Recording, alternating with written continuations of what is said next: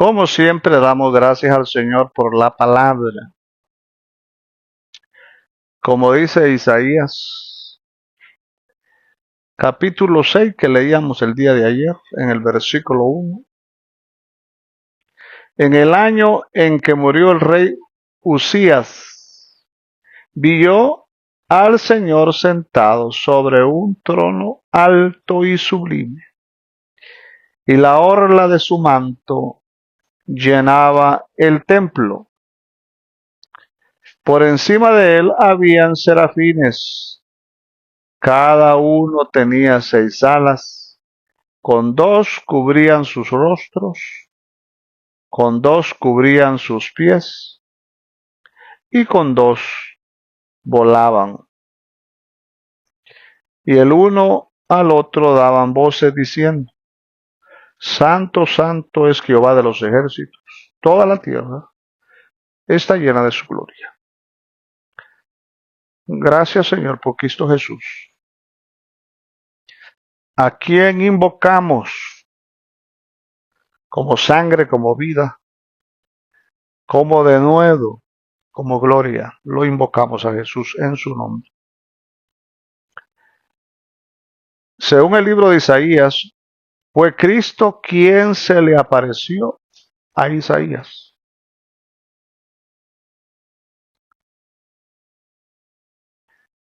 Alabado sea el nombre del Señor. Fue Cristo quien se le apareció. Porque si usted lo lee ahí, dice, Jehová fue quien se le apareció. Cuando habla de Jehová, está hablando de Cristo. Inclusive cuando habla del ángel de Jehová, está hablando de Cristo. Porque en ese tiempo, cuando Dios llamó a Isaías como profeta, el pueblo de Israel estaba en una gran decadencia, en una total miseria espiritual. La más grande de las miserias espirituales se encontraba Israel en ese tiempo, en gran idolatría, alejado de Dios, sin temor. Pero, a pesar de eso, el Señor cubría el templo con su manto de gloria. Esto nos muestra que por el resultado de algunas personas que desobedezcan al Señor, con 1 o 2 o 3, dice la palabra, aunque miles estuvieran en desobediencia, pero con 1, 2 o 3, el Señor mantendría su iglesia cubierta con su gloria. Porque el Señor no va a dejar de bendecir a su iglesia por ciertas personas, aunque sea la mayoría que desobedecen al Señor o estén en una miseria espiritual, pero aún así Cristo sigue cubriendo su iglesia en totalidad, en toda plenitud, o sea que su expresión no mengua, aunque en algunos hermanos estén vacíos, desinteresados por la vida espiritual, aún así el Señor, con algunos, o 2 o 3, o con el diezmo de su iglesia, el Señor sigue cubriendo, como que todos estuvieran en obediencia. El Señor no deja de expresar su gloria en plenitud, porque algunas personas estén en decadencia o la mayoría esté desinteresada en las cosas espirituales. El Señor de todas maneras sigue expresándose como que todo estuviera bien. Eso es lo que Dios le muestra a Isaías. Por eso dice aquí: vi yo al Señor sentado sobre su trono alto, sublime, y la orla de su manto llenaba el templo. Pero si usted nota, en ese templo no habían israelitas. Nadie estaba adorando a Dios. Y si alguno adoraba, eran 2 o 3. Pero aún así, la gloria llenaba el templo. No piense usted que es la cantidad de gente la que atrae la gloria de Dios, sino con 2 o 3, dice la palabra. Ahí está Él. en su plenitud de gloria. Entonces, el llamado de Isaías no fue glorioso por la forma en que fue llamado, sino por quien lo llamó. Muchos dicen que Isaías, su llamado fue glorioso porque se le presentaron serafines, porque vio la gloria de Dios, vio su trono, vio a Dios, vio su grandeza, vio todo lo que usted lee aquí. Pero en sí, la grandeza del llamado de Isaías fue porque lo llamó Cristo. Así que no nos fijemos en lo que sucedió externamente ahí. Fijémonos en quién le llamó. Entonces a nosotros no importa si vemos lo que Isaías vio. Lo importante es quién lo llamó. Y a él lo llamó Cristo. Y ese mismo Cristo es quien nos llama a nosotros. Por eso es que nuestro llamado es sumamente sublime. Sumamente santo, santo, santo. Es nuestro llamado a servirle al Señor. Es por eso que no debemos menospreciar a la iglesia porque sean pocos. Hermanos, un anciano debe de servir con toda seriedad y todo temor y temblor, como que la iglesia fuera multitudinaria, aunque hubieran multitudes. No importa. La seriedad de nuestro servicio no se basa en la cantidad, sino en la calidad. No se basa en el número, sino en el llamado que Dios nos hace a servirle en una forma profunda y gloriosa. En el tiempo de Isaías, eran pocos los que servían al Señor. La mayoría se habían ido a la idolatría. La mayoría estaban lejos del temor de Dios. Eran pocos los que visitaban el templo. No era como en el tiempo del Señor Jesús que cuando el Señor tenía 12 años, dice que eran caravanas inmensas que iban al templo. Pero en el tiempo de Isaías no habían ni los que estaban cerca ni los que estaban lejos visitaban. Aún así, el templo se llenaba de su gloria, por los 2 o 3 que estuvieran en el templo. Eso significa que la calidad de lo que Dios nos transmite a través de Cristo no se basa en el número, sino en Dios, por lo que Cristo hizo.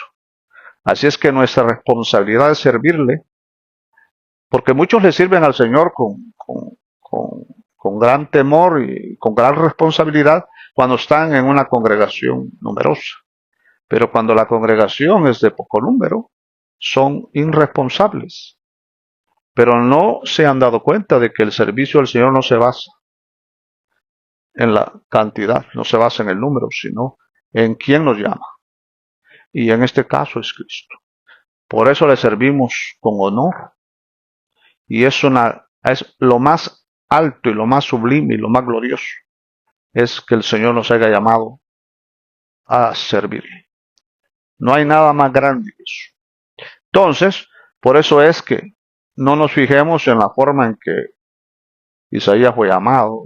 Se presentaron querubines, vio el humo que llenaba el templo y las voces que oía y todo eso, sino ¿quién lo llamó?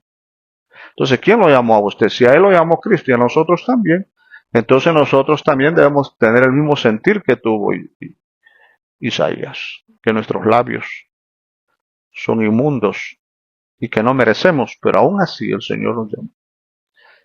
Entonces, sin importar cuál sea la situación en la tierra, Cristo todavía está sentado en el trono de su gloria. La palabra dice que Isaías vio a Cristo en el trono de su gloria, a pesar que la iglesia estaba a pesar que Israel estaba en gran decadencia. Porque el pecado más grande que Israel cometió en esos tiempos era que se había tirado a la idolatría.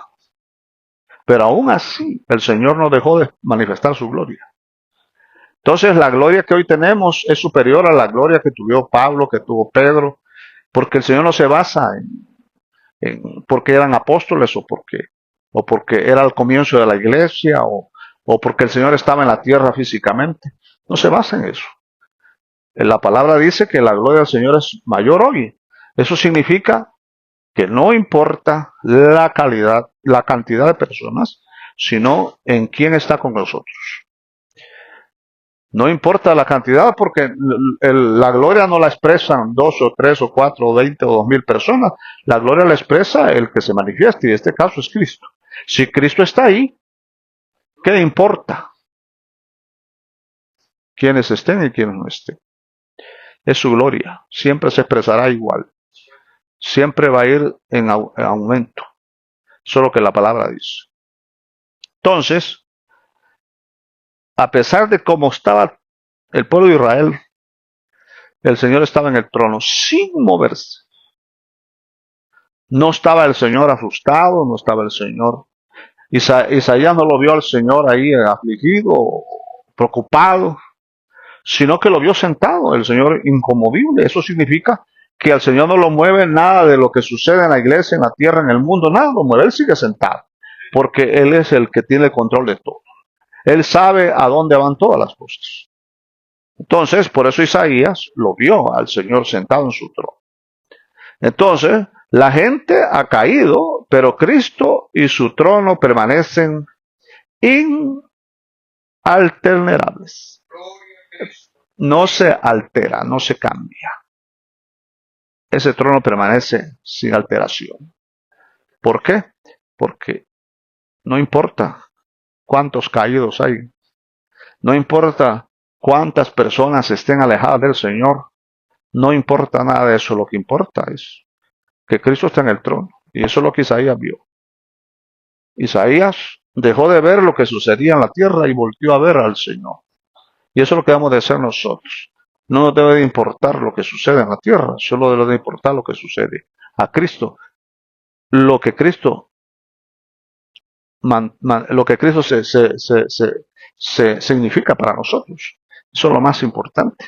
Porque en el momento que nos empezamos a fijar en la situación de la tierra, empezamos a preocuparnos, sobre todo cuando ahora hay tanta amenaza de la economía, de migración, de tanta cosa que la tierra está en caos.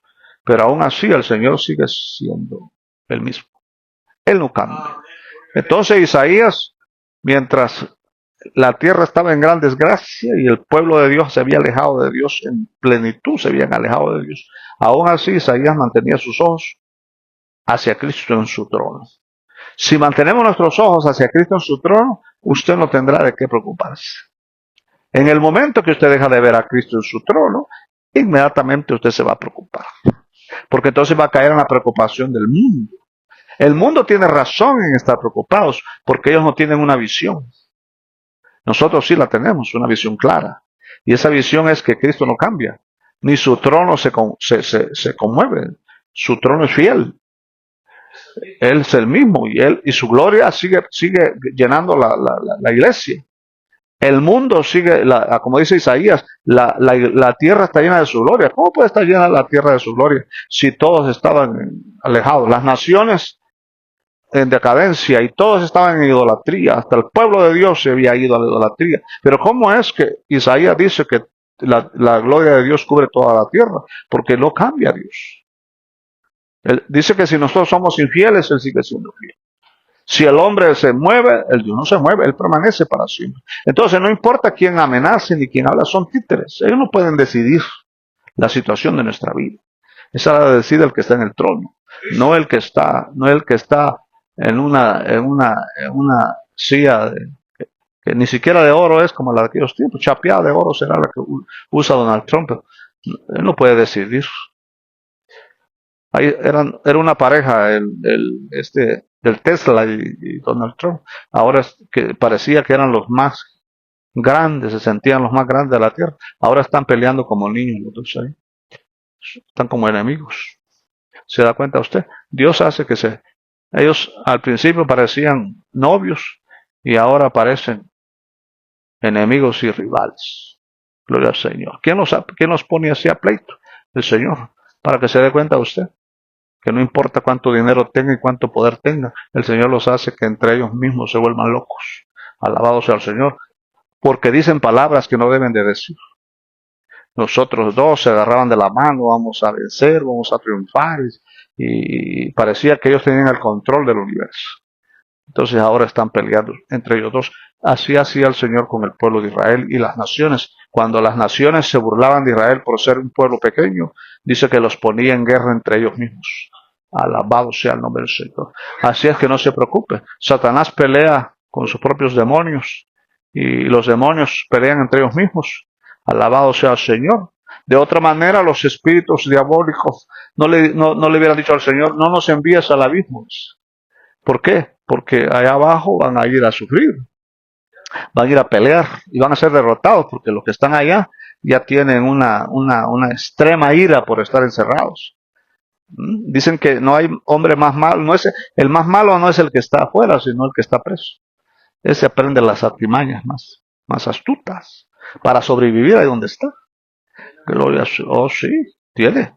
En esta tierra todo cambia y fluctúa, pero Cristo, Él siempre permanece en el mismo lugar. Eso lo puede ver usted en Hebreos 13:8. Por lo tanto, no debiéramos mirar hacia abajo para ver la situación en la tierra, sino que debiéramos mirar hacia arriba a Cristo en su trono. Eso lo dice Hebreos capítulo 12, versículo 2. Alabado sea el nombre del Señor. Entonces, el contenido del libro de Isaías abarca todo el contenido total del mover neotestamentario de Dios. Todo lo que está en el Nuevo Testamento, todo el plan del Nuevo Testamento, todo lo que Dios decidió hacer en el Nuevo Testamento está contenido en ese libro de Isaías. En el libro de Isaías está el perfecto plan de Dios. Ahí está. Todo lo que el Testamento muestra se encuentra en el libro de Isaías. Ahí está todo su contenido. Así es que por eso fue que Isaías lo llamó Cristo. Y vio la gloria que llenaba la tierra y también la gloria de su manto que llenaba todo el templo. Eso significa que Dios le estaba dando a Isaías una profecía, porque el libro de Isaías es el libro más importante de todos los libros de profecía. El libro de Isaías supera todos los libros del Antiguo Testamento en cuanto a la profecía. Por eso es que fue llamado por Cristo directamente, en una forma gloriosa. Alabado sea el nombre del Señor. Esto demuestra de que el llamado de Isaías se centraba por el hecho de que este libro contenía y contiene todo lo que Cristo era para el Nuevo Testamento. Todo lo que el Nuevo Testamento expresa fue dado primeramente a Isaías. Nada de lo que está en el Nuevo Testamento se le negó a Isaías. Isaías vio todo lo que está en el Nuevo Testamento porque él fue llamado por Cristo antes que cualquier otro hombre. Alabado sea el nombre del Señor. Entonces, desde la encarnación hasta el cielo nuevo y la tierra nueva, el libro de Isaías habla de lo que es Cristo en el Nuevo Testamento. Desde la encarnación del Señor hasta la entronización, lo puede encontrar usted en el libro de Isaías. Por eso es que él fue llamado de esa forma. Lo grande de Isaías no fue que se le aparecieran serafines. ¿Sí? No, lo grande es que lo llamó Cristo. Él lo llamó. Jehová de los ejércitos lo llamó, refiriéndose a Cristo.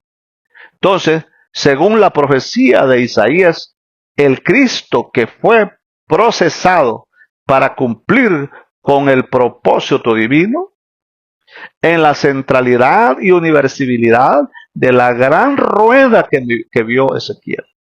Toda esa gran rueda que vio Ezequiel, que es lo que rueda sobre todo el mundo, se refiere a la triunidad de Dios moviéndose en toda la tierra. Por eso Ezequiel vio esa rueda inmensa que rodaba en varias direcciones, refiriéndose al Dios en su triunidad divina que Isaías vio.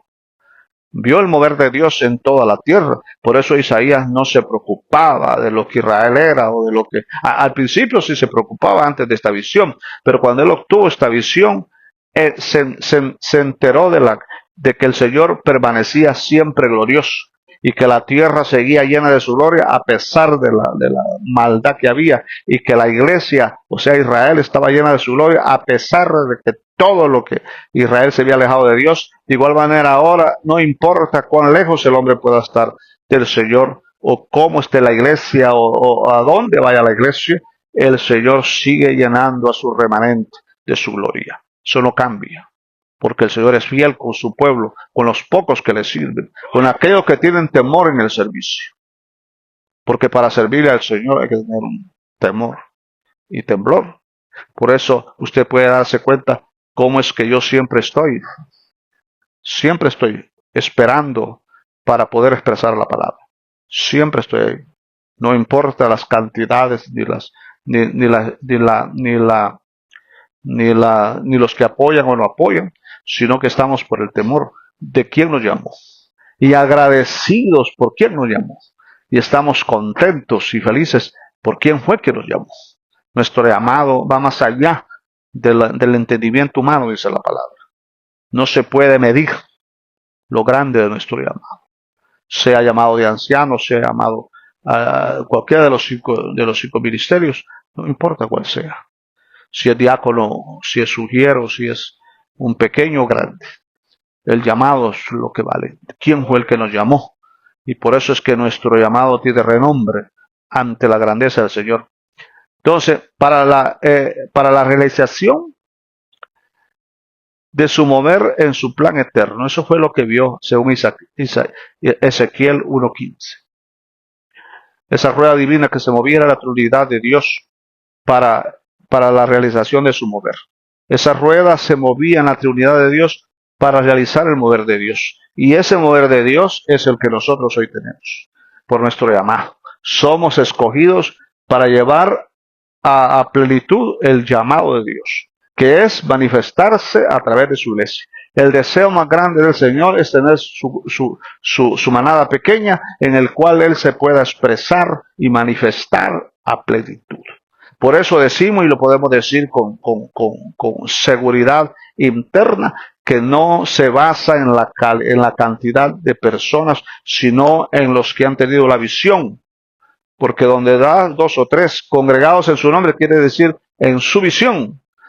Aquellos que son Isaías en la tierra, porque Isaías era un hombre muy pequeño. Isaías no era un gran profeta en el sentido externo. Él era un hombre temeroso, un hombre sufrido, un hombre que tenía problemas de temor y problemas de sentirse él triste y de sentir todas las debilidades que un hombre puede tener. Isaías fue un hombre muy débil. Pero aún así, por eso él dice, mis labios son inmundos, dice, porque Isaías renegaba cuando dice que sus labios eran inmundos y que él estaba entre un pueblo inmundo de labios. Se dio cuenta de que todos blasfemaban y todos hablaban en contra de Dios. Entonces Isaías también decía palabras que no debía de decir, porque atacaba a Israel por el hecho de la condición que Israel tenía. Entonces Isaías se sentía pecador, sentía de que él había ofendido a Dios por la forma que él se expresaba, y tenía mucha razón por todo lo que miraba, pero lo que no tenía razón era en creer que Dios había dejado o había menguado. Pero la palabra dice que la gracia sobreabunda, donde está el pecado, la gracia sobreabunda, y que donde las debilidades existen, dijo Pablo, la gracia siempre está ahí. La gracia siempre va a bastar, aunque haya muchas debilidades. Aunque haya mucha confusión, el Señor siempre estará en su mover, y ese no se va a detener, porque no fue el hombre que fue el que decidió cómo Dios iba a mover en la tierra. No fue el hombre, no estaba ni el hombre ahí cuando Dios hizo su plan. Así que el plan de Dios era de que un día iba a tener un pueblo a quien lo expresara en plenitud, avergonzar a Satanás trajera a Cristo a la tierra, el Señor se sentara en su trono de gloria en Jerusalén y que la iglesia iba a manifestar a ese Cristo en plenitud y que Satanás iba totalmente a ser derrotado. El Señor sabe que eso se va a cumplir porque el hombre no fue contado físicamente en el tiempo que el Señor hizo un plan, sino que después lo creó para que ese plan fuera llevado a cabo. Así es que el plan va a llegar a su término porque Dios no contó con el hombre en ese momento. Porque el hombre no existía, hablo físicamente, no existía, aunque existía espiritualmente dentro del plan de Dios. Entonces Dios se mueve como un alto grado de dignidad. Dios nos disciplina a nosotros, no nos enjuicia a nosotros. Damos gracias al Señor porque el Señor no nos enjuicia, sino que el Señor nos disciplina. Y nos disciplina por amor a su plan, sino para que su plan sea llevado a cabo. Tiene que haber disciplina. Entonces no tiene que ver nada con el juicio. El juicio es para el mundo, no para sus elegidos. Esto lo podemos ver en el libro de Isaías, que Dios no decidió enjuiciar a su pueblo, sino disciplinarlo. Dios trató con su pueblo conforme a lo que Él es. ¿Cómo trata Dios con su pueblo? Dios trata con su pueblo conforme a lo que Él es. Y como Dios es justo y santo, así trata a su pueblo. Por ser santo, Él disciplina a su pueblo para que sea santo. Como Él es santo, Él trata a su pueblo para que sea santo. ¿Por qué? Porque en eso está el plan, de que ser santos, porque Él es santo. Y eso lo dice Hebreos 12:10. Y por ser justo, juzga a las naciones para someterlas a su plan. A las naciones las somete por medio del juicio para que cumplan el plan. Y a la iglesia la lleva a su plenitud de santidad por medio de la disciplina. Así es que Él es justo para enjuiciar a las naciones y es santo para disciplinar a su pueblo y así su pueblo pueda cumplir el propósito por el cual fue llamado. Así es que la iglesia, su remanente, el 10%, a quien Dios tiene como 2 o 3 dentro de las multitudes, esos son los que lo van a representar. Por eso dice la palabra, Abraham, Isaac y Jacob.